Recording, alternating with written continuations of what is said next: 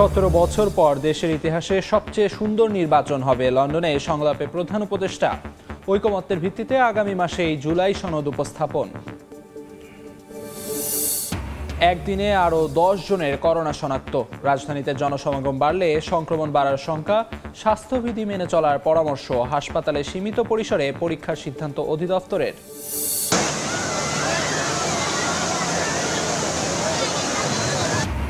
ঈদের টানা ছুটিতে পর্যটন ও বিনোদন কেন্দ্রে মানুষের ঢল। বৃষ্টিতে ভিজে কক্সবাজার সৈকতে সমুদ্র স্নানে আনন্দ উদযাপন। চিড়িয়াখানায় শিশুদের উচ্ছ্বাস। সারা দেশের ওপর দিয়ে বইছে মৃদু থেকে মাঝারি তাপপ্রবাহ। গরমে অতিষ্ঠ বাইরে বের হওয়া মানুষ। রোববারের পর ভারী বৃষ্টিপাত শুরু হলে তাপমাত্রা কমার পূর্বাভাস। এবং মধ্যরাতে উঠছে সাগরে মাছ শিকারে 58 দিনের নিষেধাজ্ঞা। উপকূলে নোঙর করা ট্রলারে ফিরছেন জেলেরা। চলছে মাছ ধরার প্রস্তুতি, বৈরী আবহাওয়ার শঙ্কা।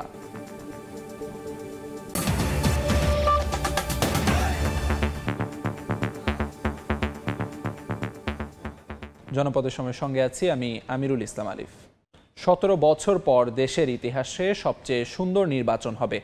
ঐকমত্যের ভিত্তিতে আগামী মাসেই জুলাই সনদ উপস্থাপন করা হবে।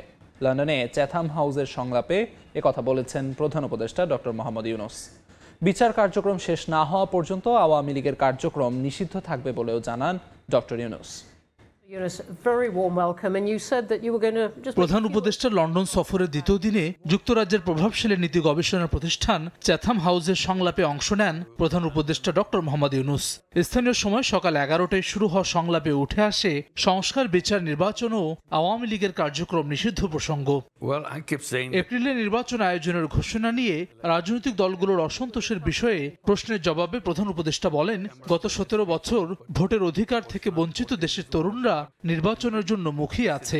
বলেন, সুষ্ঠু নির্বাচন করতে না পারলে শান্তিপূর্ণভাবে ক্ষমতা হস্তান্তরের সব চেষ্টা ব্যর্থ হয়ে যাবে। ঐকমত্যের ভিত্তিতে জুলাই সনদ আগামী মাসেই উপস্থাপন করা হবে বলেও জানান তিনি। Most beautiful election we ever had in our history, and the time is right.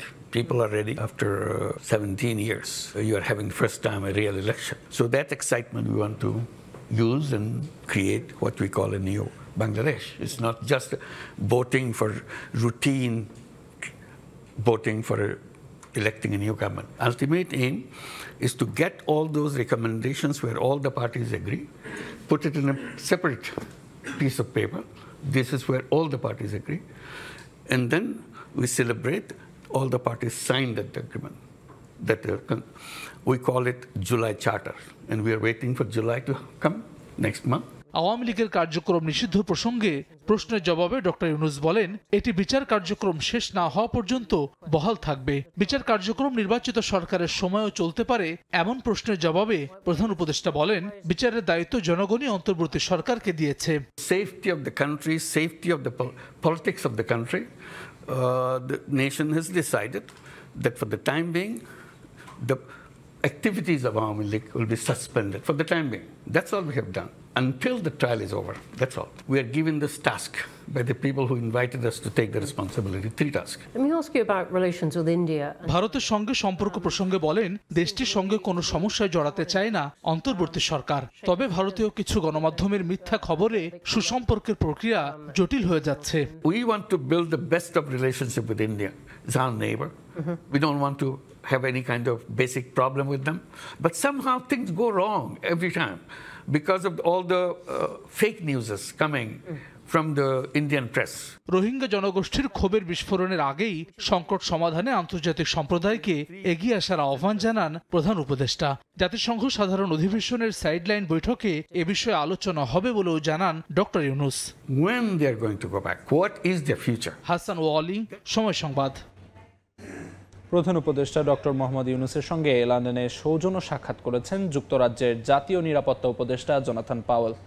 বুধবার স্থানীয় সময় সকালে লন্ডনের একটি হোটেলে বৈঠকটি অনুষ্ঠিত হয়। প্রায় আধা ঘন্টা ব্যাপী চলা এই বৈঠকে আঞ্চলিক ও বৈশ্বিক নিরাপত্তা পরিস্থিতি, দক্ষিণ এশিয়ার ভূ রাজনীতি, জলবায়ু পরিবর্তনের অভিঘাত ও দারিদ্র্য বিমোচনে সহযোগিতামূলক পদক্ষেপ নিয়ে আলোচনা হয়। এ সকল বিষয়ে দুই দেশের মধ্যে সহযোগিতা আরও জোরদার করার আলোচনাও উঠে আসে বৈঠকে। এ সময় অধ্যাপক ইউনূস বলেন, সমন্বিত প্রচেষ্টার মাধ্যমে দারিদ্র্য ও বৈষম্য মোকাবিলা সম্ভব।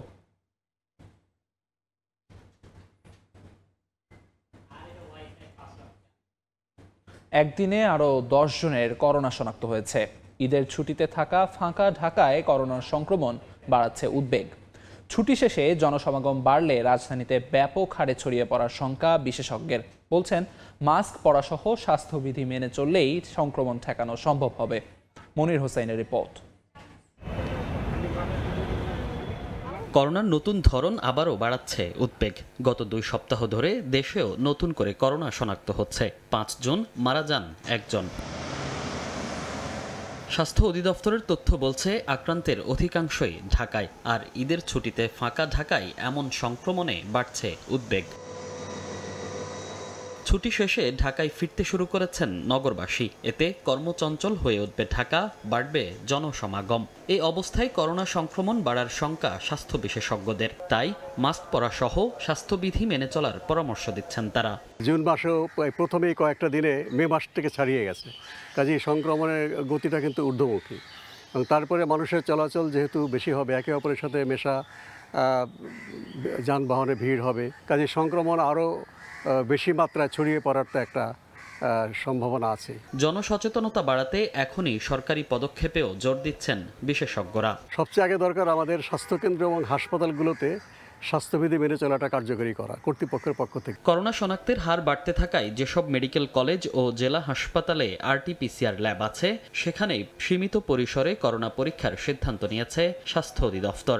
ভ্যাকসিন, বিভিন্ন ব্যবস্থাপনা নির্দেশিকা, ঔষধ, অক্সিজেন, প্রয়োজনীয় যন্ত্রপাতি, ICU, কোভিড চিকিৎসার বিশেষায়িত সুবিধা সম্বলিত নির্দিষ্ট হাসপাতাল, সেবাদানকারীদের জন্য প্রয়োজনীয় নিরাপত্তা সামগ্রী যেমন mask, PPE, face shield, COVID-19 সংক্রান্ত সকল বিষয়ে স্বাস্থ্য ও পরিবার কল্যাণ মন্ত্রণালয় সহ সরকারের সংশ্লিষ্ট মন্ত্রণালয় সংস্থার মধ্যে সমন্বয়ের মাধ্যমে প্রস্তুতি চলমান আছে।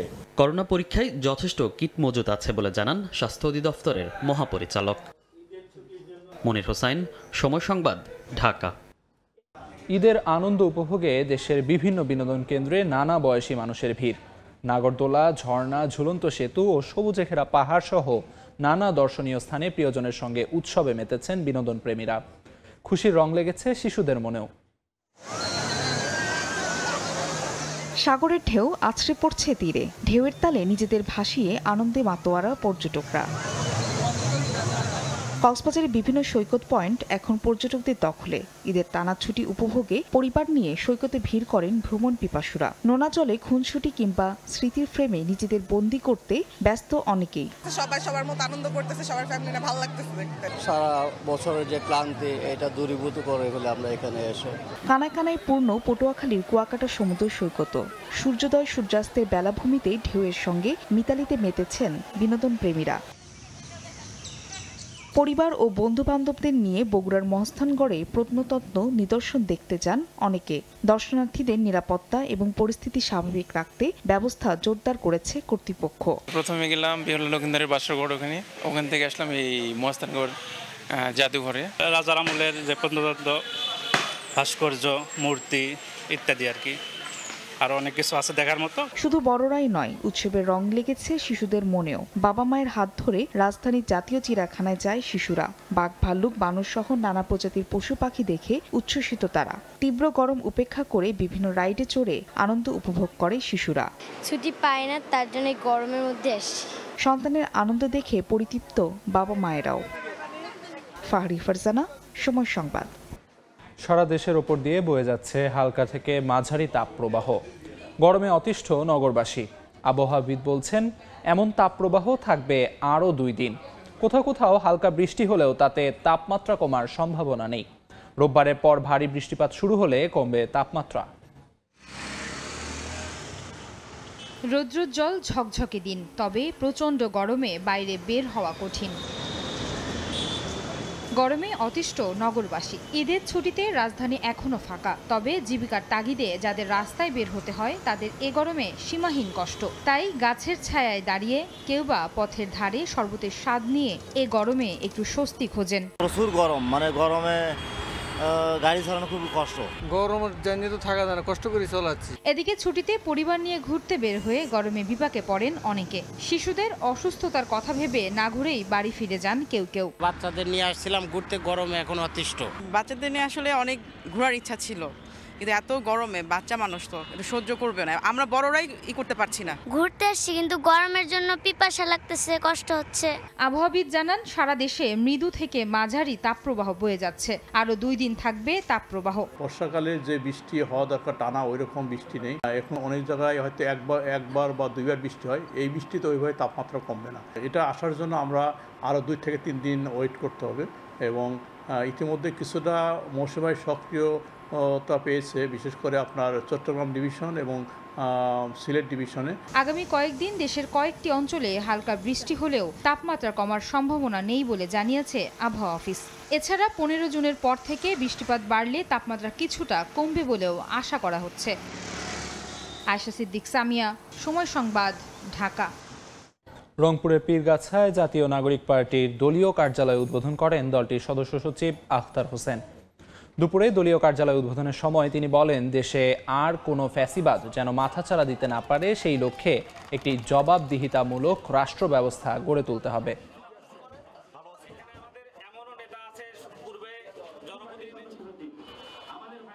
এখন ফ্যাসিবাদী শাসন থেকে আমরা মুক্তি পেয়েছি।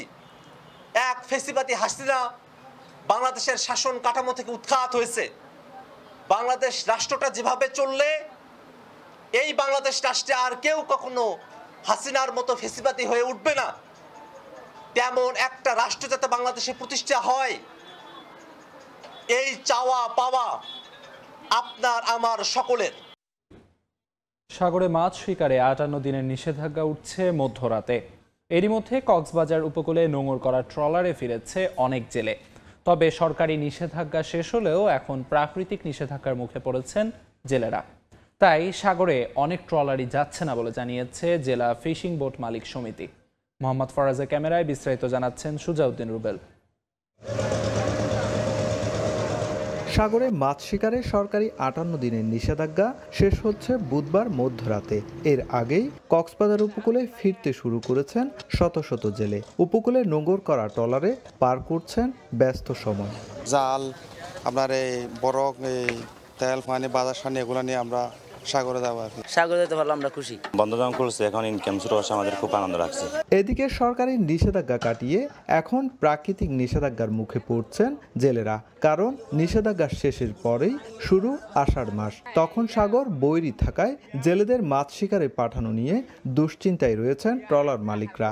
আষাঢ় মাসে জ্বর তুফান অনেক বেশি হয়ে থাকে। আমরা কি জীবনের ঝুঁকি নিয়ে কি আমরা এখানে সাগরে কিভাবে যাব? খুব ঝুঁকিতে আছি আমরা। এখন যাব, মাছ পাবো কিনা, মাছ কি রকম হবে। আমাদের 30% বোটেই মাছ ধরার প্রস্তুতি নিয়েছে, আর 70% বোট মাছ ধরার প্রস্তুতি নেয় নাই। যেহেতু আমাদের কালকে বন্ধ শেষ, এর একদিন পরে থেকে আষাঢ় মাস শুরু, তাহলে এটা প্রাকৃতিকভাবে এমনি সাগরে মাছ ধরা বন্ধ হয়ে যাবে। যার কারণে আমাদের এইবার বন্ধটা 58 দিন বন্ধটা আমরা এটাকে 88 দিন হিসাবে বা 90 দিন হিসাবে নিচ্ছি। কক্সবাজারে যান্ত্রিক ও অযান্ত্রিক নৌযান রয়েছে 6784টি, আর নিবন্ধিত জেলের সংখ্যা প্রায় 65,000। সুজাউদ্দিন রুবেল, সময় সংবাদ, কক্সবাজার।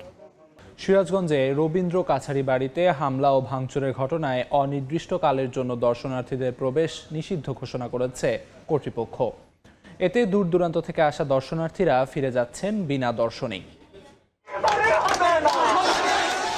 গত 8 জুন বিকেলে সিরাজগঞ্জে এক দর্শনার্থীর সঙ্গে পার্কিংয়ে মোটরসাইকেলের টোকেন দেয়াকে কেন্দ্র করে রবীন্দ্র কাচারি বাড়ির নিরাপত্তা কর্মীদের মধ্যে বাকবিতণ্ডা ও হাতাহাতি হয়। এরই জেরে মঙ্গলবার দুপুরে শাহজাদপুর প্রেস ক্লাবের সামনে বিক্ষোভ মিছিল ও মানববন্ধন করে বিক্ষুব্ধ জনতা। পরে বিক্ষোভ মিছিলটি রবীন্দ্র কাচারি বাড়ির মধ্যে ঢুকে হামলা ও ভাঙচুর চলায়। এ সময় কেয়ারটেকার সিরাজুল ইসলামকে মারধর করে তারা। এ ঘটনার পরই কাচারি বাড়িতে দর্শনার্থীদের প্রবেশ অনির্দিষ্টকালের জন্য বন্ধ ঘোষণা করে নোটিশ দেয় কর্তৃপক্ষ। এতে দূর দূরান্ত থেকে আসা দর্শনার্থীদের ফিরে যেতে হচ্ছে। সিরাজগঞ্জ থেকে একটু দূরে ওইখান থেকে আসছি, কিন্তু এসে দেখি গেটটা বন্ধ। আসার আগে ওয়েবসাইট চেক করেছি, তারপরে এসেছি, সেখানেও কোনো নোটিশ ছিল না। ওয়েবসাইটে যদি দিয়ে দিত, আমি সকালে চেক করে আসছি, তাহলে আর হয়রানি হতো না। হামলা ও ভাঙচুরের ঘটনায় শাহজাদপুর থানায় 10 জনের নাম উল্লেখ করে আরও 40 থেকে 50 জনকে অজ্ঞাত আসামি করে মামলা দায়ের করা হয়েছে। প্রত্নতত্ত্ব অধিদপ্তরের নির্দেশনা মোতাবেক একটি শাহজাদপুর থানায় একটি মামলা করা হয়েছে এবং প্রত্নতত্ত্ব অধিদপ্তর থেকে একটি তদন্ত কমিটি গঠন করা হয়েছে। আর বর্তমানে কাছারি বাড়ি অনির্দিষ্টকালের জন্য দর্শনার্থীদের পরিদর্শনের জন্য বন্ধ হয়েছে। এ ঘটনায় থানায় মামলা হয়েছে বলে জানিয়েছে উপজেলা প্রশাসন, আর জড়িতদের গ্রেপ্তারে অভিযান চলছে বলে জানিয়েছে পুলিশ। আমাদের কাস্টোডিয়ান সাহেব উনি মামলা করেছেন এবং মামলা পরবর্তী ব্যবস্থা আমাদের থানা পুলিশ অন্যরা ব্যবস্থা নেবেন। যারা এই ঘটনার সাথে জড়িত তাদের আমরা ভিডিও ফুটেজ থেকে শনাক্ত করে গ্রেপ্তারের চেষ্টা অব্যাহত আছে। প্রত্নতত্ত্ব বিভাগের পক্ষ থেকে 3 সদস্যের তদন্ত কমিটি গঠন করে আগামী 5 কার্য দিবসের মধ্যে রিপোর্ট জমা দিতে বলা হয়েছে। রিঙ্কু কুন্ডু, সময় সংবাদ, সিরাজগঞ্জ। জনপদের সময়ের শীর্ষ সংবাদগুলো জানিয়ে দিচ্ছি আরেকবার। 17 বছর পর দেশের ইতিহাসে সবচেয়ে সুন্দর নির্বাচন হবে। লন্ডনে সংলাপে প্রধান উপদেষ্টা। ঐকমত্যের ভিত্তিতে আগামী মাসেই জুলাই সনদ উপস্থাপন। একদিনে আরও 10 জনের করোনা শনাক্ত। রাজধানীতে জনসমাগম বাড়লে সংক্রমণ বাড়ার শঙ্কা। স্বাস্থ্যবিধি মেনে চলার পরামর্শ। হাসপাতালে সীমিত পরিসরে পরীক্ষার সিদ্ধান্ত অধিদপ্তরের।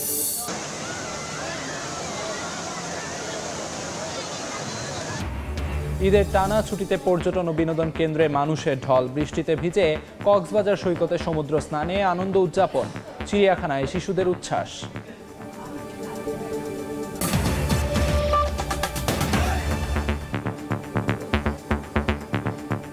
এই ছিল জনপদের সময়। সঙ্গে থাকুন সময়ের।